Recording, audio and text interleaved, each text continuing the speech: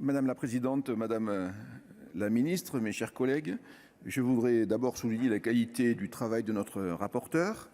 Le cumul des mandats est l'une des nombreuses victimes de la démagogie. Son interdiction, en 2014, sous le quinquennat socialiste, a été obtenue en cédant à une petite musique simple et facile. Les cumulards sont d'affreux profiteurs, joués sur l'air de « les politiques tous des pourris ». Nous savons bien, au sein de la Chambre des territoires, que la réalité est beaucoup plus complexe. Nous avons presque tous exercé des mandats locaux avant notre mandat parlementaire. Nous savons à quel point ces fonctions peuvent permettre aux parlementaires d'être connectés au terrain, de comprendre en profondeur la réalité vécue par les élus locaux et nos concitoyens. Nous savons aussi que tous les cumuls ne sont pas logés à la même enseigne. Il est insupportable aux yeux de certains que les parlementaires puissent exercer pendant leur mandat, une fonction exécutive au sein des collectivités territoriales, fût-ce une commune de moins de 100 habitants. Mais il est apparemment parfaitement normal que le cumul soit possible entre les différentes responsabilités et présidences locales. Les positions dogmatiques sont souvent préjudiciables aux réalités du terrain. Cela explique peut-être pourquoi l'enquête réalisée à la demande des auteurs de la proposition de loi laisse apparaître que 54% des sondés se disent favorables au cumul des mandats, tel qu'envisagé par le texte. Il est cependant peu probable que les sondats aient compris que les communes de moins de 10 000 habitants représentent en réalité la quasi-totalité des communes de France, je crois que cela a été dit tout à l'heure, et 97%.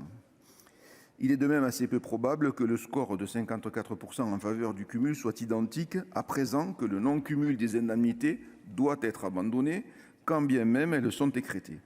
C'était constitutionnellement nécessaire, mais ce non-cumul d'indemnités était, lui, politiquement indispensable. Sur le terrain, beaucoup d'élus locaux regrettent l'interdiction du cumul. D'autres y sont fortement attachés. Il est bien difficile de déterminer avec précision les effets réels qu'entraîne son interdiction sur notre démocratie. Certains parmi nous ont rappelé que l'interdiction votée en 2014 l'avait été à la suite d'enquêtes d'opinion. À cet égard, plusieurs exemples sont venus enrichir ces dernières années une sagesse populaire qu'il nous faut faire nôtre, surtout en cette période sondagière. Souvent, sondages varient, bien folle qui s'y fie. Enfin, la question se pose de savoir s'il est opportun de changer les règles 4 ans après qu'elles sont entrées en vigueur. Bien sûr, en liant plus étroitement les collectivités territoriales avec le Parlement, le cumul des mandats pourrait permettre de renforcer l'ancrage territorial des parlementaires. Certains cumuls ont effectivement nourri des mandats parlementaires, tandis que d'autres cumuls n'ont pas apporté grand-chose. En l'état actuel du droit, les parlementaires peuvent déjà exercer un mandat non exécutif local sans tomber sous le coup de l'interdiction du cumul.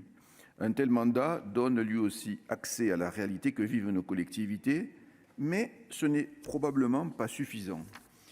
Nous comprenons le sens de la proposition de loi.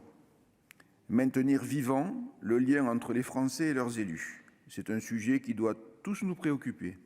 Au-delà de la question du cumul se trouve celle de l'engagement de chaque élu, celle aussi de la place que nous accordons à l'élu au sein de la République et du statut que nous voulons lui donner. Les parlementaires doivent pouvoir remplir au mieux leur mission de représentation de nos concitoyens. Dans la lutte contre cette déconnexion et au-delà des idées préconçues, il faut reconnaître qu'il existe des arguments favorables, mais aussi défavorables au cumul des mandats.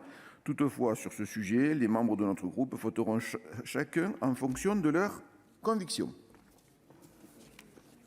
Merci, cher collègue.